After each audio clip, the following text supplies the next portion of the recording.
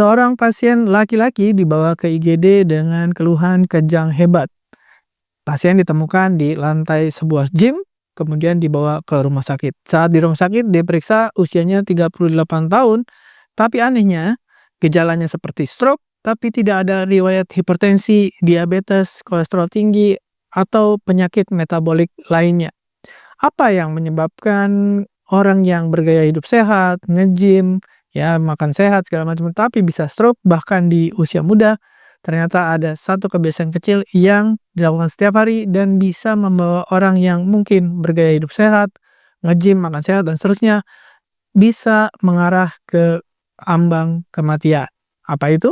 Kata kuncinya adalah kafein bukan musuh, tapi dosisnya bisa jadi musuh. Assalamualaikum warahmatullahi wabarakatuh. Saya Dr. Ruli. Di video kali ini kita akan membahas apa penyebab orang yang gaya hidup sehat, nge-gym, dan lain-lain ternyata bisa kena stroke bahkan di usia muda. Pengen tahu?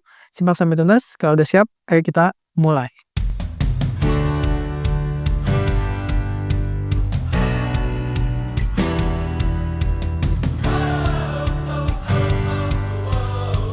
Nah, kita lakukan investigasi pada pasien ini, siapa tersangka utamanya atau apa penyebabnya. Kok orang yang nge-gym, jaga makan, dan seterusnya kok bisa mengalami stroke gitu ya, atau gejalanya mirip seperti stroke ya.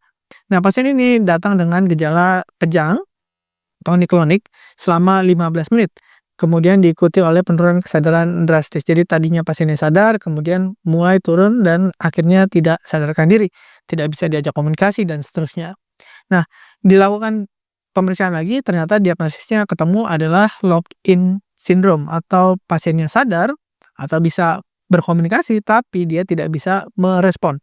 Maksudnya apa? Kalau kita orang yang sadar penuh, kita bisa merespon dengan misalkan ditanya kita jawab dengan kata-kata juga.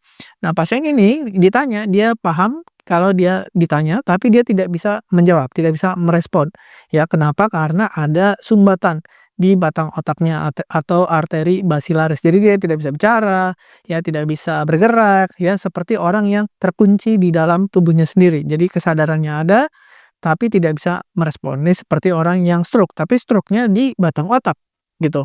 Nah, dia ternyata bisa respon, tapi ada defisit neurologis yang berat. Ya seperti orang stroke ya, pasti ada kena sarafnya yang kena, dia nggak bisa bicara, nggak bisa gerak, tapi masih bisa menggerakkan mata. Jadi kalau ditanya iya atau tidak, itu dia bisa lakukan dengan isyarat kedip, misalkan itu iya, kalau kedipnya 2 kali mungkin itu artinya tidak.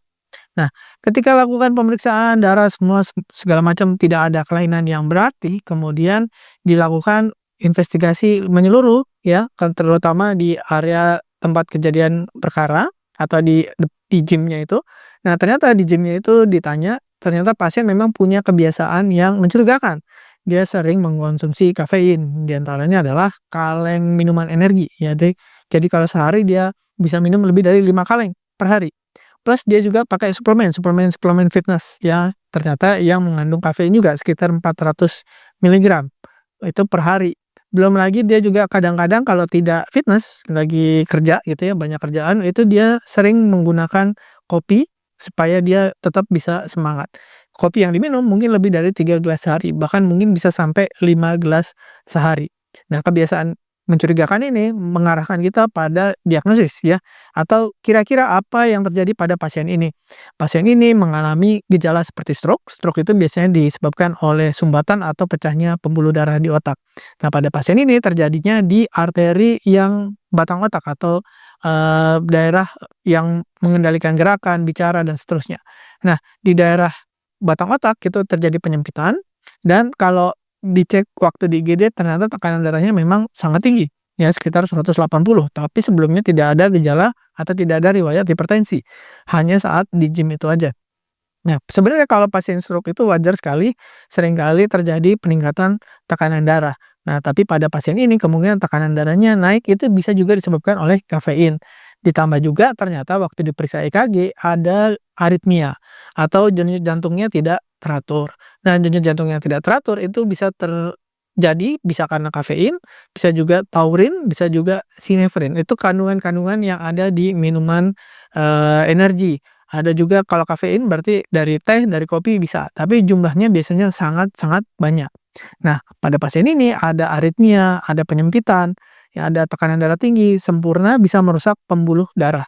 Ya, pembuluh darahnya rusak, terjadi gumpalan-gumpalan dan gumpalannya itu lepas ya, masuk ke batang otak sehingga terjadi penyumbatan dan akhirnya pasien mengalami stroke. Ya, trombusnya atau gumpalan-gumpalan yang terjadi di pembuluh darah itu akhirnya lepas dan masuk ke otak menyumbat di pembuluh darah batang otak dan akhirnya pasiennya mengalami gejala stroke. Jadi stroke-nya itu bukan karena dia sering nge-gym, bukan karena dia makan sehat, tapi karena kebiasaan dia minum kafein. Dan dari bukti-bukti yang dikumpulkan, bukti ilmiah, yang menunjukkan bahwa orang yang mengkonsumsi minuman energi, kopi, pokoknya yang mengandung kafein dan stimulan lainnya secara berlebihan, ya kalau kopi biasanya lebih dari 3 gelas sehari, kalau energy drink ya sebenarnya 1 kaleng itu udah cukup gitu ya, tapi kalau sampai 5 ya berarti banyak sekali, apalagi dia menggunakan suplemen untuk nge-gym ya. Dan akhir-akhir ini di Indonesia dan di seluruh dunia itu makin banyak kejadiannya ya, dan banyak sudah publikasinya, termasuk kasus yang saya bacakan ini dipublikasikan tahun 2017 di Journal of Emergency Medicine. Jadi ini bukan kasus, bikin-bikin ya, tapi memang sudah pernah ada kejadiannya. Di Cina juga sudah pernah ada kejadiannya, orangnya, gamers ya, akhir-akhir ini makin banyak gamers juga yang memilih untuk tidak tidur, supaya bisa push rank gitu katanya. Jadi, minum energy drink, minum kopi ya, sebanyak-banyaknya supaya mereka bisa main mungkin 2 hari atau 3 hari tanpa tidur. Dan ini juga kejadian ini makin banyak kejadiannya dan risikonya juga besar, termasuk seperti di pasien ini. Jadi di pasien ini pelakunya akhirnya terungkap, yaitu minuman energi yang dia anggap sebagai penambah tenaga, itu ternyata menjadi mematikan. Kopi yang selama ini dianggap sebagai teman, itu bisa dalam dosis yang sangat tinggi juga bisa mematikan. Jadi minuman energi, kopi bukan musuh, tapi jika dikonsumsinya seperti kita minum air putih, bisa jadi racun yang diam-diam merusak otak. Jadi kafein itu aman, tapi kombinasi macam-macam tadi ada, mungkin energy drink, tambah kopi, tambah dengan stimulan dan lain-lain, itu berbahaya.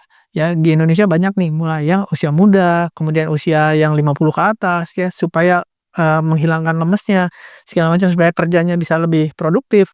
Kadang tidak sadar apa yang dimasukkan itu mengandung kafein. Misalkan dia pakai jamu, minum herbal, segala macam, kok seger ya badannya. Nah, jangan-jangan itu mengandung kafein. Jadi nggak sadar dia sudah pakai herbal segala macam, minum kopi juga, ya kadang-kadang pakai energy drink juga, misalkan dia harus kerja, ngejar deadline atau dia, driver ya atau shift malam ya, dokter juga banyak nih pakai stimulan.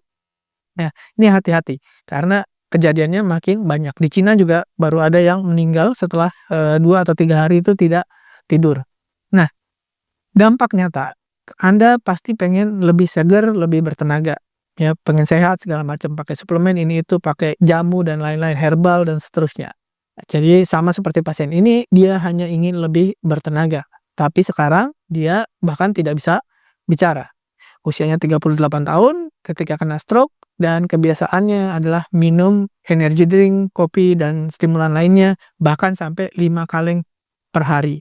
Nah, itu berbahaya sekali, saat ini tidak bisa berucap apa-apa. Jadi, Anda yang sekarang sudah punya kebiasaan sehat atau baru mau memulai kebiasaan sehat, perhatikan apa yang Anda masukkan ke dalam tubuh.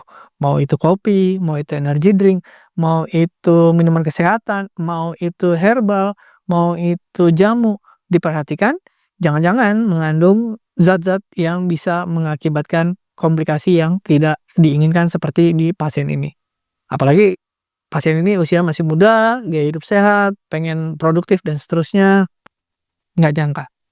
Terima kasih sudah menyimak, semoga bermanfaat. Saya Dr. Ruli, wassalamualaikum warahmatullahi wabarakatuh. Terima kasih telah menonton hingga selesai. Jangan lupa tulis pendapat Anda di kolom komentar. Saya Dr. Ruli dan saya sangat senang bisa belajar dan berbagi dengan Anda. Salam hidup sehat dan mulia. Jangan lupa tekan tombol like, subscribe, lonceng notifikasi, dan ikuti media sosial kami sehingga Anda tidak akan melewatkan ilmu berguna lainnya dari kami. Sampai jumpa di video berikutnya.